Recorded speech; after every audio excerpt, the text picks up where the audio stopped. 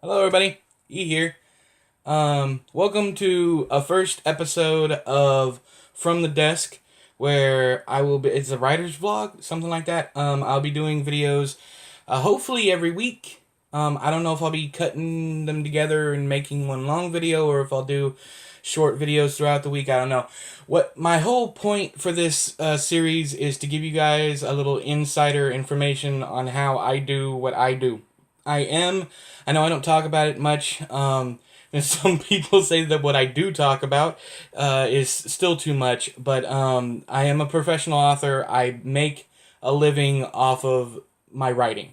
I write books, I write articles, I write all different kinds of stuff. We're not going to go into everything that I do, but I do make enough money doing creative stuff to support me, my wife, my two kids, and our puppy dog, Ash.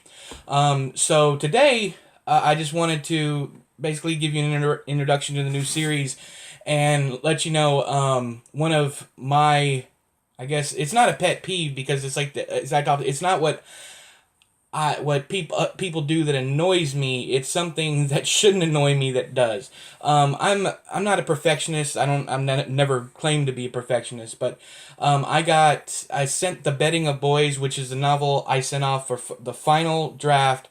Everything is sent off to Thunderstorm Books as of today, February 24th. But I sent it off to beta readers a couple months back, and I got several differing points of views on certain things. And what I do is I collect all this information, and if somebody says I don't like this scene needs to go, I'm like, okay, well, that's usually just your opinion, and if somebody else mentions it, then I will take that into account. Usually, I think Neil Gaiman said when somebody tells you something's wrong with your work, they're usually right. When they tell you how to fix it, they're usually wrong. And what he means by that is anybody who says, hey, this is, first off, you got to remember this is your work, this is your creative, this is your art, whatever. So when you sit down and only you can fix this stuff, I mean, you can take advice from people on how it needs to go, but usually those people don't have the same vision as you. Now, I'm not trying to say that people that tell you that something is wrong are wrong. That's not what I'm saying. I'm saying usually their ideas will nowhere near as good as what your idea will be instead.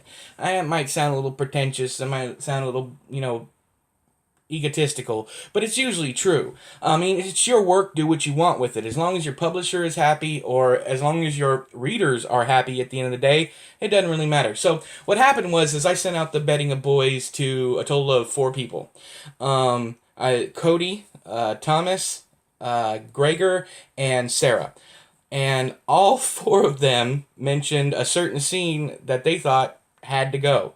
I was in love with the scene. I don't know why. You get things stuck in your head, and it's like that's got to stay. I'm not cutting it. So I sent it off, and the scene was still in there, and I sent the scene off to Paul at Thunderstorm, and Paul sent me an email.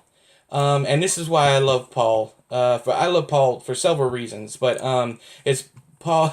Paul sent me an email, and he's talking about this scene that I loved and loved and loved because I thought that it conveyed a certain thing. Now, mind you, this is the fifth person that fifth person who has mentioned this scene. Says, I am not going to pull punches. This whole idea was just plain stupid. What you gonna do, right? Anyways, so I finally, I didn't even argue with him. In fact, I took it with a smile on my face. It's like, okay, fine. The creative gods have spoken. The scene is going away. It's what we call in the business killing your darlings. I love the scene. I love the scene for my own reasons, but if I'm going to have to explain to everybody who reads the book, which I won't be able to, we'll get to that in a second. If I'm going to have to explain the scene to everybody, then, what's the point of the scene? But the main thing is you cannot, once you publish something, it is no longer yours. It is the world's. If you're planning on putting it out there for publication, it's over and done. It's no longer yours. There's no reason to get upset at reviews. Yeah, you're gonna get your feelings hurt constantly, seeing negative reviews of books that you loved and that you poured your heart and soul into. Of course, you're gonna get upset, but those reviews aren't for you. They're not. They're for other readers to look at and to read and decide whether or not they want to buy your content. And another side of this is negative reviews actually sell books. I've bought numerous books based on negative reviews from my friends. In fact, I follow a lot of people who I don't listen to them when they say they like something. I prefer when they don't like something, because our opinions are so drastically different that when when they dislike something, when they hate something, I know that's something I'll enjoy. So negative reviews will help out. But what I'm getting at is, as far as as far as once your book is published, it's no longer yours. It's out there. Just deal with it. If you make the mistakes, you're just gonna have to grow and learn from those mistakes. Going back to what I was saying, that Paul was the fifth person to bring up the point.